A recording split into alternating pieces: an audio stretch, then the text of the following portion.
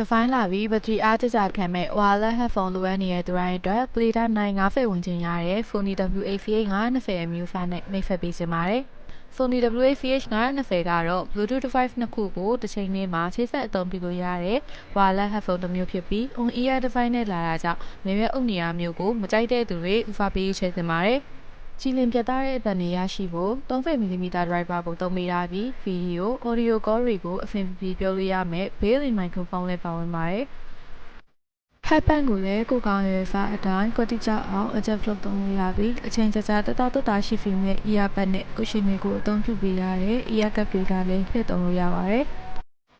Sony headphone connect application တွေကနေကိုယ်ဖိတ်တဲ့ YouTube ဖက်တွေချိန်သုံးလို့ရပြီး hand free ကုန်းလေးလည်း support လုပ်ပြီးတဲ့ Sony WA-VH 920က Playtime နိုင်9 ဖက်အောင်ရမှာဆိုတော့ခရီးတိုတွေထွက်တိုင်းလည်းကိုယ်နဲ့မကွာရေးသွားလို့ရပါတယ်။ ပစ္စည်းအတွက်အာမခံတစ်နှစ်ပေးတာပေးပြီးရွေးချယ်စရာအယောင်လှလေးတွေရှိတဲ့ Sony WA-VH 920 wireless headphone ကိုလိုအပ်လို့ဝယ်ယူအားပေးချင်နေဆိုရင်တော့ကျွန်တော်တို့ ID Innisfree ကိုသာကြောင်းလန့်လိုက်ပါခင်ဗျာ။